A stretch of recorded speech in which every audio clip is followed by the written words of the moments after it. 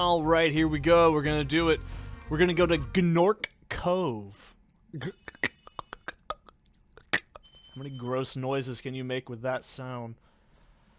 Oh boy.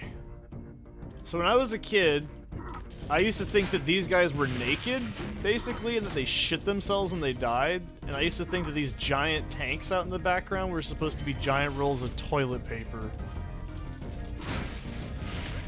See, I always thought these enemies, when they died, they just shit. They're like, and see, they have nasty pink skin. They go when they die. So this level is just the poop level, as far as I was concerned. But if we look at the really bad Spyro wiki that I read the other day, maybe they thought this was just junk or toilet paper as well. I don't know. Maybe it's that roll of toilet paper that I found in Begotten during the scene where the farmer nomads are carrying Earthchild's remains. Maybe. If you know what I'm talking about, you're a great person, and thank you for watching that video. You know, this is where people always try to say this, but they go, oh, YouTubers don't get shadow banned, you just don't make good content. I'd like to point out, I have the analytics in front of me. I've got fucking receipts, okay? The first 3 episodes of my Begotten review raked in about 800 views collectively over a month or so. But the first, like, 800 views came from the first episode, and then once 2 and 3 dropped, they only collectively got about 30 each. That could be retention, yeah, that's fine. I'm not stupid. But when people say, oh, it's YouTubers get, like... they say that, and it's not true. So, within about 2 days of uploading the all-in-one video, because it's a long video, in that style that a lot of dumb YouTubers like myself like to do, it immediately got way more views. It's almost at like almost 1,000 something today, making it higher than my Silent Hill 2 one, which is ridiculous to me. Not like, oh, fucking watch it, but it's like when people go, oh, they don't get shadow... People don't get shadow banned, that's just a myth. Bullshit, dude. I can show you the analytics if you ever ask me to do it. It's quite disturbing, honestly, because it just shows you how bullshit the algorithm is when it comes to finding stuff like that. But let's stop talking about shitty old fucking shitty shit tube. Let's talk about this level. So, I don't really hate this level, but I don't really like it.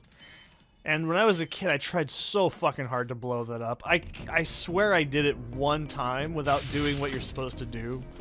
But you know, that could have just been like me being like a dumb 10-year-old and be like, Dad, I did it. I killed the barrel with the thing. And my dad was probably like, that's nice, son. Help me catch the cows. They got out again. Tomorrow we rebuild the fences. And I said, okay, Dad. I'm okay, Dad. That was a good one, wasn't it? Oh. You know, this is a fun one. If you ever, like, does Seth really pay attention to all the new things? No, not really. But King of the Hill is my favorite TV show of all time. And everyone keeps asking me in real life, aren't you excited for the new reboot? I wonder what they're gonna do, because this is what everyone says. I wonder what they're gonna do because Luann and Lucky are dead in real life. And Dale is dead in real life. And you know what I just keep saying? I don't care. Like, is that bad that I just am so apathetic to it? I'm just like, I don't care. Like, I could care less if they have a different voice actor. You know, Avatar: The Last Airbender. One of my favorite fucking shows. Oh, this is the Parappa the Rappa one. Wow. I never thought I'd be rescued. Especially by such a little dragon. What I mean is, I always believed in you, Spyro. You gotta believe. Spyro smoked a bunch of cigarettes when he did that. That's why his voice is so raspy. Anyways, it's like saying, oh, well, I don't like everything after, Mako died. And they don't even specify who, they just say Mako. And it's like, yeah, the guy that did Iroh's voice lends a lot of the character to that character. But Iroh is the character, not the voice actor. Dante Bosco is the voice actor, not Zuko. They don't have Dante Bosco voice Zuko when he's older in Legend of Korra, do they? No, it's a completely different fucking guy. So when people go, oh, I wonder how they're gonna do it.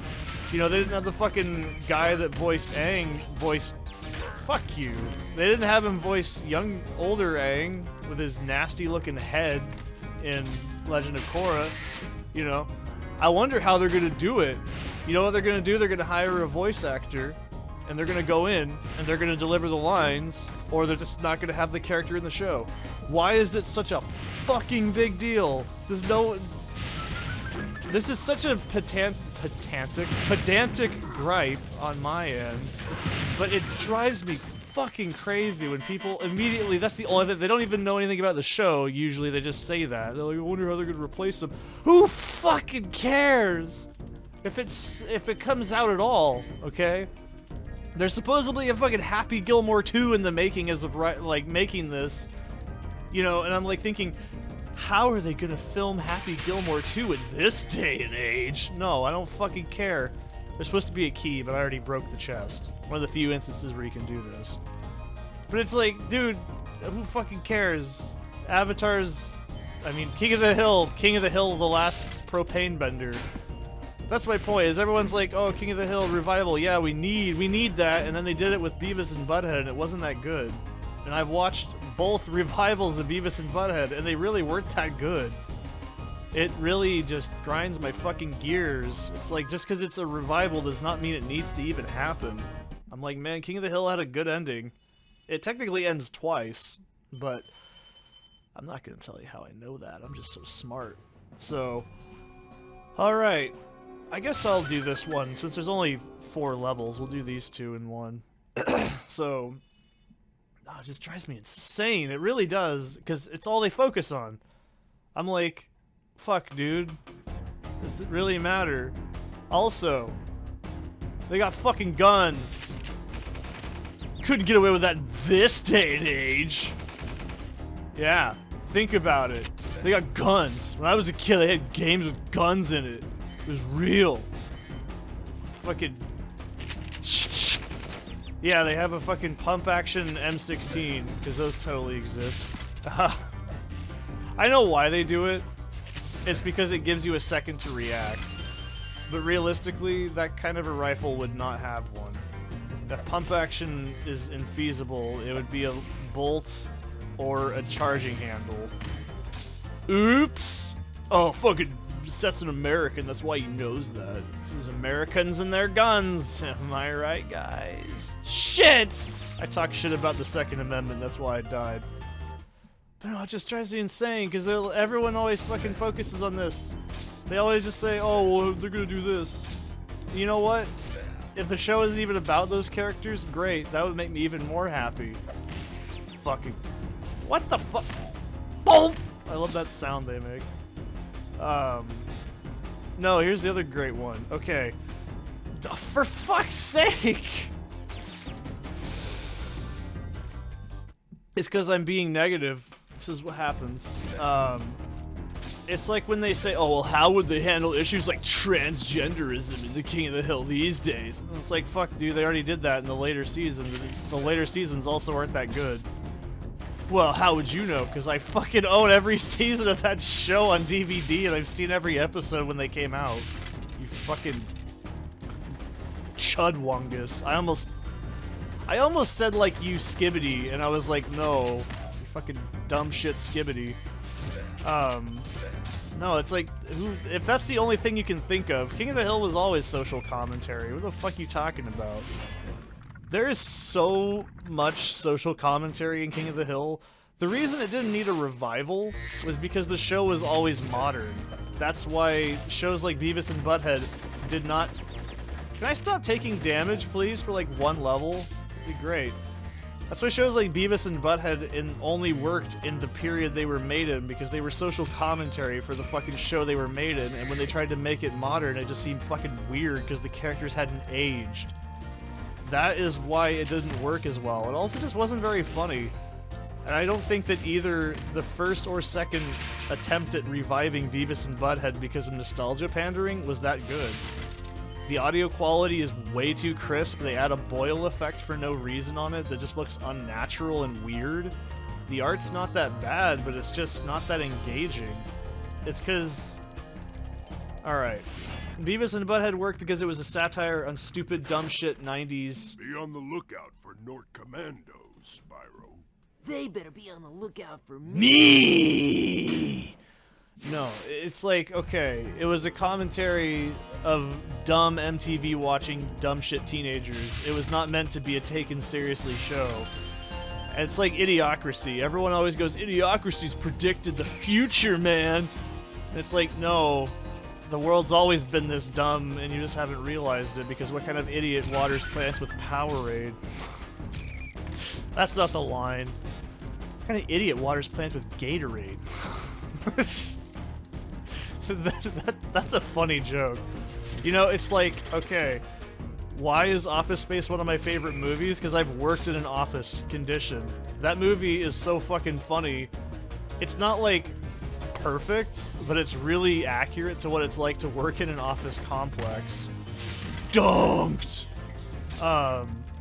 So like, there's a lot of shit in that movie that's just relatable, like just people telling you to do stuff, and then another person comes in that they don't know what you're doing, and they tell you to do something, and then you just sort of wander about the facility doing kind of fuck all most of the day. Oh, for fuck's sake! And that's one of the things I love about that movie. That soul-crushing, just awkward experience of just waiting for the day to end when you have no more work to do, and you're just praying to God your schedule doesn't change to like work at like 6 in the morning and it's 10 o'clock at night. There's a reason these laws have changed to where you can't do that to your employees anymore. Oh my God! I tried to be fancy, that's why. But yeah, it's like Office Space hits so much closer today. No, it's always hit close because it only works in 90s era where shit was slow and awkward and there wasn't very much like... It's fucking weird. If you want a more modern version of Office Space and that kind of wage labor, you watch something like The Office, which is also pretty good too. I like The Office. I haven't watched it in a long time. Parks and Recs just wasn't as funny. It just didn't have the same chemistry, I guess. I didn't hate it. I don't like it that much either, though. But yeah, that's why I'm like, dude, King of the Hill did not need a revival. If you want someone to do a King of the Hill... If you want someone to do a King of the Hill impression, why don't you just go out there and do it? Now that's just asinine. Look at this damn Nork Commando. Do I look like I know what a Nork Commando is? I'm just trying to copy a picture of a goddamn hot dog. You see, that shit was funny because it would have made sense in the time it was made. It was like, okay, funny. And then it's like, cool, the show was great. It had funny, genuinely great moments. And then we moved on and we found something else. That's why it was fine that King of the Hill just ended. You know, we don't need to keep fucking... Why did they need to bring Harrison Ford out of retirement? Oh wait, money. Sorry, my mistake. Well, Kathleen Turner worked on fucking Indiana Jones in the 80s. It's like, yeah, and the movie was still fucking dog shit. Doesn't matter. It's like, you can have all the nostalgia pandering you want. It doesn't mean it's necessary. It's like when they brought out Spyro Reignited, I was like, that's cool. I own the original games, I don't need to do that shit. Well, I wanted to get it on console. Well, I've got it right here, motherfucker, on the CD and the emulator. So, get good, scrub. Not really, but personally I am okay with re-releasing stuff on a different platform. Compilation style at a discounted price. I would refuse to pay full price for each individual game. And I don't want them to be touched or fucked with. Or at least so close to the original that you couldn't even hardly tell the difference. So, yeah. This is all the stuff except for Nasty Nork and Ganasty's Galoot. So, we'll save the game. And I'll see you in the next one for the last episode in the video. See you then.